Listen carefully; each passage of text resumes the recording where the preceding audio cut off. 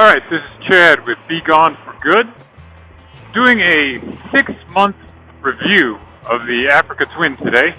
It's been a while since I had this bike, and I have thoroughly enjoyed my time on it, but I'd like to give you a heads up on what to expect and modifications that you can make that I think would be important for your enjoyment as you start riding on the AT.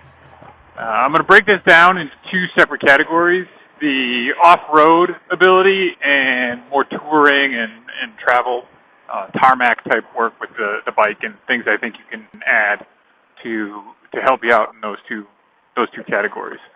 First off, if you're going to be doing off-road, I think crash bars are a must on the bike, just because it's a guaranteed drop.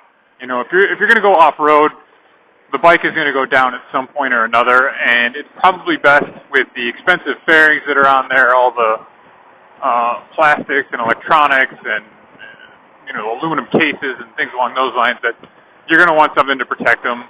It's a lot easier to replace $500 worth of crash bars than it is thousands of dollars worth of all that other stuff. So I would say crash bars are going to be my number one item for off-road riding, if that's something you plan on doing to make sure that you put on your AT.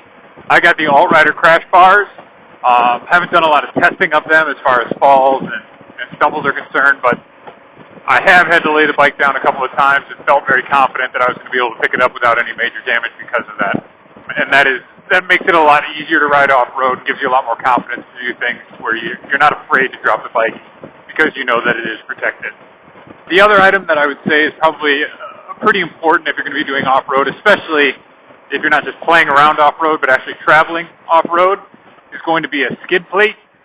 I got the Alt-Rider skid plate as well, just because it's once you go with bars on these bikes, on the AT specifically, generally the bars and the skid plates all kind of connect together and to each other and use similar fasteners and such. So if you're going to get an Outback Mototech bars, you're probably going to have the plate. If you're going to get an Alt-Rider plate, you're going to have the Alt-Rider bars. So just make sure that you're taking that into account as you're making those decisions, because they all kind of tie in together. I have been happy with the skid plate so far. I don't do the kind of riding where I think a skid plate is necessarily all important, just because I'm not jumping over logs or going into really, really rocky territory. But again, there's so many vulnerabilities on the bottom of the bike that could be catastrophic, that it just makes sense to put, $300-400 into a plate down there, so you don't have to worry about that being an issue in the future. Because again, it gives you a lot of confidence to ride in areas where you otherwise might have to be a little bit more cautious, and that's kind of the fun of this. You don't want to be thinking about all the ways your bike can die as you're choosing a path. Instead, just make this as robust a bike as you can, and then go enjoy yourself. Along with this stuff, if you're going to be going off-road, I think probably the most vital part of that is, to give you confidence and to give you the ability to ride off-road, is going to be your tires. The road tires that come on the Africa Twin are supposed to be 90-10, I think, but really when you're at a 90-10 tire, it's almost useless off-road once you get into anything better than hard-packed gravel. So mud's going to screw you up, sand's going to screw you up. You're just going to have difficulty in almost anything that makes off-road riding fun. Being that it's also the only part of your bike that ever comes in contact with the ground, tires are one of those things that you're going to want to make sure that you're really investing well in. And I think there are a lot of great off-road tires out there. I've heard a lot of praise for the Shinko lineup. I had Heidenau's on my previous bike. I've got Motaz Tractionator GPS on this bike. I've really enjoyed all of them, and it feels a little bit like a fingerprint in the sense that everybody has their own version of tire that really works for them. Sometimes it's the ability to travel in mud better than dirt and sand. Sometimes it's the ability to have a reasonably comfortable ride while you're still on the road. Whatever those things are, it's just important to really take into account what your tires are going to be able to do for you when you get to the off-road capabilities and also being able to ride on the road. I think that's a big plus in being able to pick that stuff up. One of the other items that I think is really important if you're going to be going off-road, again, partially for your own protection, but also for the bike's protection, are bark busters or hand guards, something more robust than what comes on the AT. The The AT just has plastic handguards. They look fantastic. They protect you from, maybe a little bit of road grit and some of the colder winds that are out there. But if you actually run into anything or drop the bike, they're toast. They're definitely not robust enough to be able to handle that. So getting a legitimate handguard on there is probably a good idea, just so that you don't snap off levers or anything important. If you do lay the bike down, or God forbid run into a tree or something along those lines, you don't want to crush your hand beneath that. And the bark busters, again, it's a cheap modification that you can make that has a lot of impact on your capabilities when it comes to protecting yourself and the bike. So that's an easy call. The last one for off-road that I think is a must, that will then lead us over into the touring side, is pegs, because the pegs that come on the Africa Twin, or at least the year that I have, the 2017, I heard they got better for the 2018, they're absolute garbage. I don't know how Honda made a bike that is this great and put those dinky little tiny pegs on there. It makes no sense to me at all. So if you're thinking about an AT, probably the first thing that you can buy, because I guarantee you're going to need to change them out, is going to be the pegs. So just do it right now. There's no point in waiting on it. It's going to be a must-have item. So I have the Night Design foot pegs on here, which I think look really good. Do a great job of holding my foot in a lot of different kinds of weather and environments. So I've been really happy with that. And they fit the bill. So I was really psyched about that. They're not the most expensive thing out there. They're also not the cheapest thing out there. I've heard some great things about the really cheap dirt bike pegs that you can get off of eBay for like $20, $25.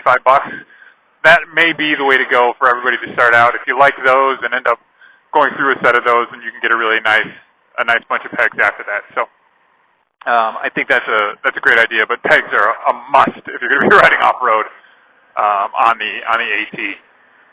To flip switches now, flip gears a little bit, and go over to the touring side. If you're going to be traveling on this bike and just doing a lot of tarmac, you're also going to need pegs.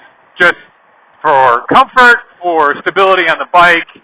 If you ever need to be able to maneuver using a little bit of weight, you're gonna want a larger footbed down there than what comes with the OEM pegs. They're just ridiculous. The next item for a touring bike that I think would be really a good idea to purchase is the luggage of some sort, whether that's a tank bag or a tail bag, panniers. There's soft and hard out there. There's 1,000 different options. I've been a real big fan of the Moscow stuff for a long time. I have a backcountry 40 that I strap onto the back, and basically I don't even use the internal section of the pack. I just use the beaver tail and throw stuff in there as needed. On the front, I have the Moscow tank bag, the Nomad, and I've been really happy with that. I think at bare minimum in your travels, you're going to want a tank bag just to be able to throw extra stuff in there, sunglasses, your earplugs, your phone, or a camera, something along those lines. They go extraordinarily luxurious from that point on. You can get saddlebags and really like $1,000 panniers, and you can pay more money than you thought possible for metal cases on there and stuff like that. So if that's something that works for you, definitely look into Luggage for your AT. I think that's a big step up when you first get the bike. Another item that I love on my bike, I know that there'll be some people that said that this isn't needed, but it was one of the first things I had, and I absolutely love it, is my phone mount. I used to have the Ramball X, that little squeezy thing that you can stick your phone into, and I switched over to the quad lock, and I am a huge fan of this system. It's just a real easy snap in and twist, and then the phone is locked on there. This little blue portion keeps the phone from accidentally popping off of there. And it's easy, it's one-handed, which I really like, because with the X, it was definitely two-handed in and out. The quad lock is one hand, super simple, super quick. I love it. And again, it's not a really expensive modification for the bike, and does a ton of good for you to be able to see your maps, if you're going to be changing music, anything along those lines. If you have calls coming in, you can see that. It's just fantastic. Great heads-up display options for your phone. One of the other items that I changed almost immediately was the windscreen holder. So I didn't opt to get a aftermarket windscreen. I just changed the bracket. So I got the Batson bracket so that I could raise and lower the windscreen as necessary. I sit 6'5", stand 6'5", I guess. I sit probably much shorter than that. I stand 6'5", so my windscreen in its original position wasn't quite getting that air up and over top of my head. So with the Batson, I got to raise it up probably 4 inches or so, and now it goes right up and over top of my visor, and I don't have a problem with buffeting or anything along those lines. It's a cheaper way to go than getting a whole new OEM screen, which I was pretty psyched about, and it does the job well. Not an expensive modification, which if you're noticing a trend here, I like non-expensive modifications that make my riding better, easier, and more comfortable. And the Batson definitely takes care of that bill. So the last item for a touring AT that I think would be a good idea to get right off the gate, a charging capability. And if that's just directly attached to the battery, or if you run the one underneath the front fairing so that you've got a charging port, I think all of those are good ideas and allows you some flexibility with being able to charge your phone on the bike, being able to put a charge into anything. I sometimes forget to charge my headset where I do my comms, and once you have the charger on the bike, you don't have to worry about that stuff as much because you can get it taken care of en route, which is great so you don't have to stop or charge at a gas station. It's just a good way to go, and it can kind of save you a lot of times if you ever have issues on the road. So those are my quick mods that I would make on the AT if you were thinking about it. In 6 months of being on this bike, I have had some really, really great trips. I've done a couple of long road trips and thoroughly enjoyed the comfort level on here. I've heard some people say that the seat isn't great. I've had no issues. Everything seems to fit well, and the seat is more than comfortable for my bum. I've also really enjoyed the amount of power it's got. It's not excessive to the point where it's something that gets away from you too much. If you need to pass somebody at 75 miles an hour and jump up to 90 while you're doing it, it goes quickly and easily. It's always available for you. I haven't hit the higher register on here, but that's not really something I think that this bike is made for, is trying to go as fast as possible. It takes care of everything that I need quite handily, and I'm very, very happy with it after 6 months. I've put probably about 4,000 miles on it, which I know is really, really small compared to how much I put on the CB500X. Hopefully this summer I'll have more opportunities to ride. Might be able to get you a little bit better understanding of what the AT can do, and maybe even some limitations that this bike has. Although I have yet to see them or meet anything that feels like a limitation.